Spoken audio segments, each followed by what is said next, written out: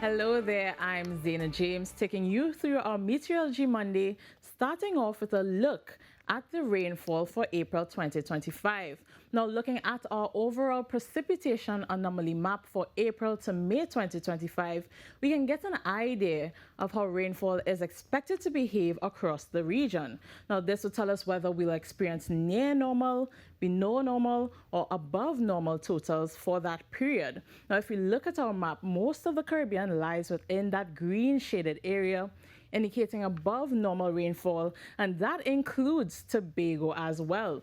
But zooming into Trinidad and Tobago, you'll notice that Trinidad falls within that white to yellow zone, which suggests rainfall amounts ranging from near normal to slightly below normal amounts. Now, according to the Trinidad and Tobago Meteorological Services AgroMet forecast, rainfall for the period April 1st to April 15th is expected to be concentrated mainly in southern and eastern Trinidad, with a high chance of reaching the expected average of around 2.2 millimeters per day. Over in Tobago, most of the rainfall, about 1.4 millimeters per day, is expected on the eastern half of the island. So what does this mean for us, especially in agriculture? Well, it's great news, especially for those above ground crops like corn, melons, squash, and tomatoes. Now, it's also a good time to tend to your flower gardens because, as the saying goes, April showers bring May flowers.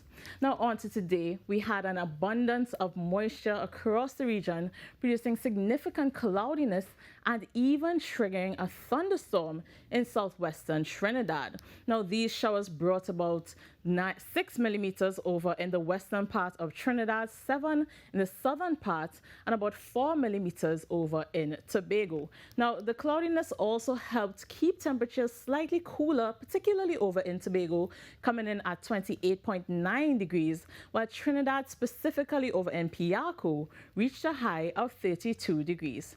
But as we head into tonight, expect the cloudiness from today to linger with occasional periods of showers across both islands. Now, temperatures are in the upper 20s, around 28 and 27, but they are expected to dip to mid-20s overnight.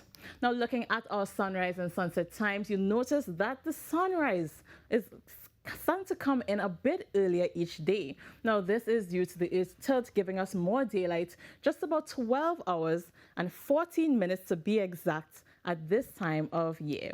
But as we head into Tuesday, that deep layered moisture in the atmosphere is expected to bring periods of cloudiness and continued showers, particularly during the morning. Now, by the afternoon, although we still have a bit of cloudiness, it should start to clear just a little bit, leading to partly cloudy skies in the evening and heading into the night. Now, our temperatures will still remain a bit on the lower end, coming in the lower 30s for both Trinidad and Tobago.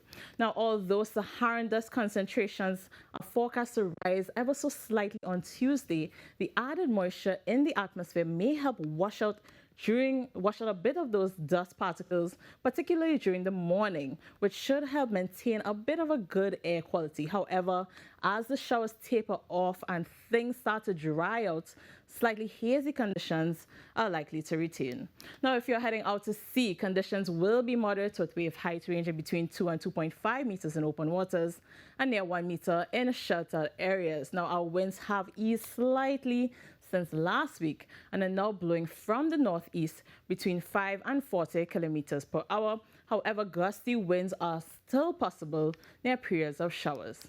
And finally, as you check your high tide and low tide times for both islands, mariners should be aware that sheltered areas may still become choppy at times, especially during periods of downpours. So caution is advised when heading out at sea.